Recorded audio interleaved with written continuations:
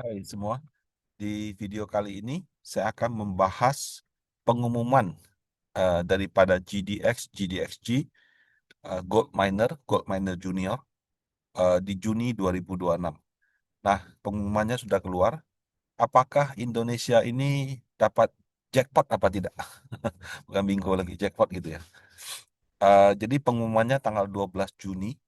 Kalau tidak salah efektifnya tuh tanggal 20 something Juni gitu. Nah, kalau kita kan selama ini taunya MSCI, itu disebut dengan Global Index Provider. Jadi mereka menyediakan indeks untuk investor secara global. Nah, ada MSCI, ada FTSE gitu ya. Nah, kalau di eh, segmen khusus untuk emas, ini yang terkenal ada namanya market factor gitu. Tapi dia lebih dikenal dengan GDX-GDX-nya daripada nama market factornya. Eh, Kalau apakah si market factor ini cuma keluarkan yang emas saja? Enggak juga sih. Banyak dia. Dia basically sama kayak MSCI, kayak FTSE. Dia juga ada market factor khusus untuk yang semikonduktor, AI, untuk kripto, untuk pernegara, emerging market, dan lain-lain. Ya, karena basically index provider kan. Dia cuma ngitung indeks doang gitu. Nah, eh, cuma bedanya kalau MSCI sama FTSE itu bisnisnya murni global index provider. Kalau market factor ini anak perusahaan daripada fund manager. Nah, nama fund manajernya FundX.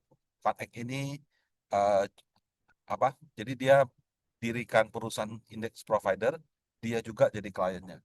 Nah, si index provider ini juga kalau nggak salah jualan juga gitu. Jadi kalau misalnya Bapak Ibu sebagai fund manager mau bikin indeks atau ETF, mau pakai jasanya market factor itu dia juga boleh gitu.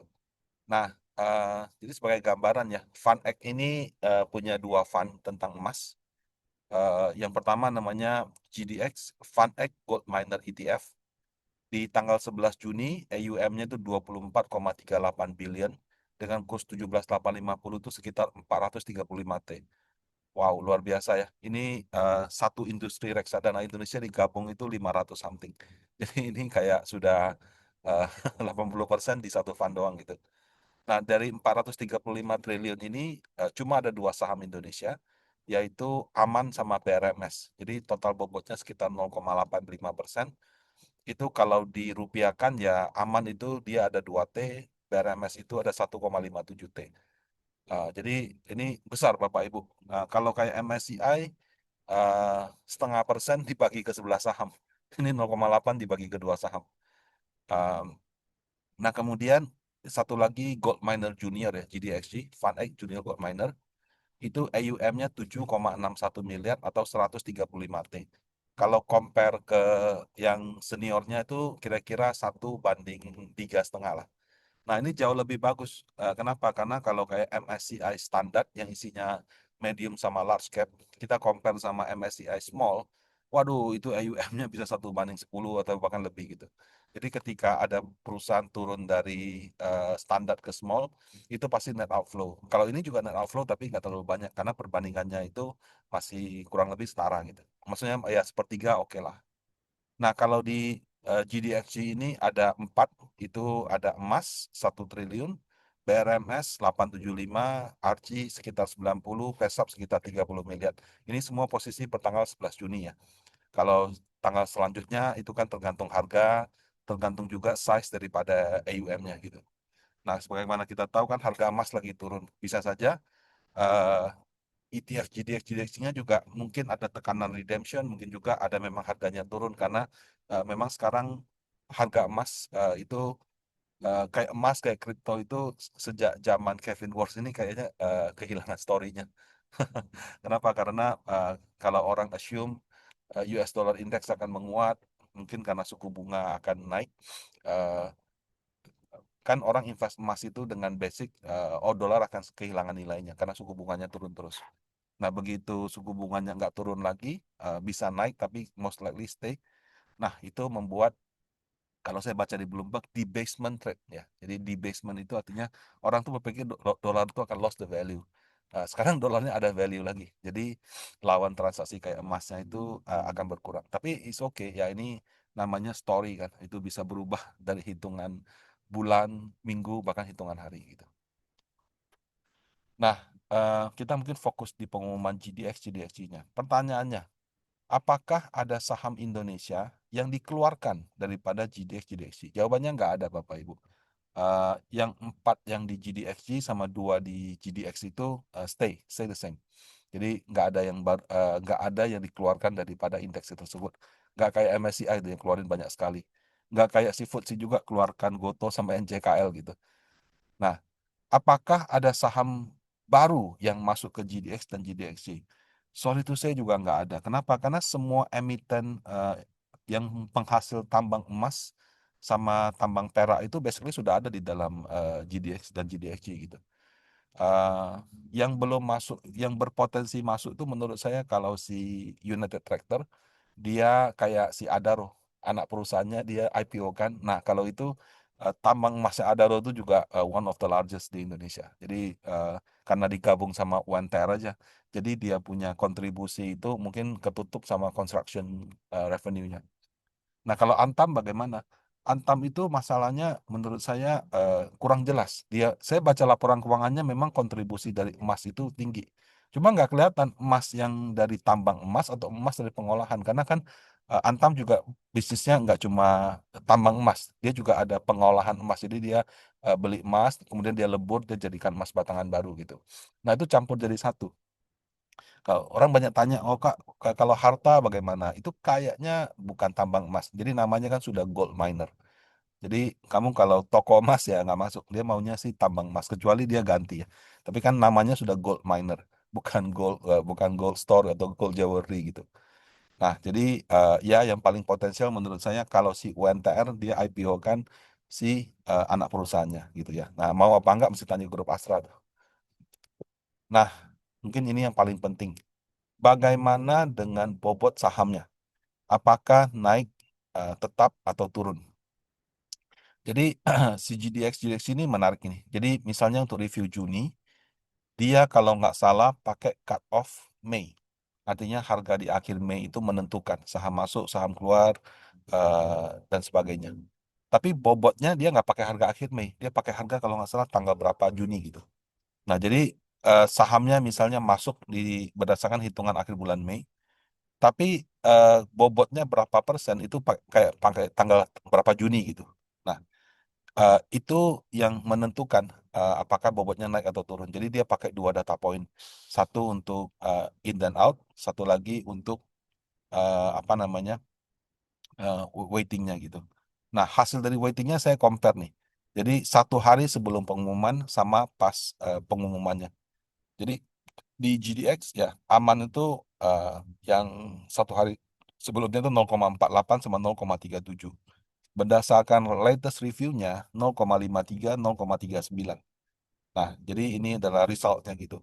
Artinya kalau saya ETF, saya mau copy paste GDX, ya saya harus adjust 0,48 jadi 0,53, 0,37 jadi 0,39 gitu. Nah, pertanyaannya berapa Pak IUM-nya? Berarti kalau 0,48 ke 0,53 berarti plus 0,05%, 0,37 ke 0,39 plus 0,02%. Sudah 0,02% pula gitu kan. Tapi ingat size-nya 430 T. Nah, itu setara dengan 200 miliar sama 87 miliar. Apakah itu big enough untuk angkat harganya? Well, I don't think so. Tapi ya still a good news gitu loh. Kita lagi kena hantam MSCI, kena hantam FTSE, nanti rating S&P kita nggak tahu hasilnya apa gitu. Ya, tapi kalau misalnya ada alasan asing masukin uang ke Indonesia kan tetap merupakan suatu good news lah untuk Indonesia.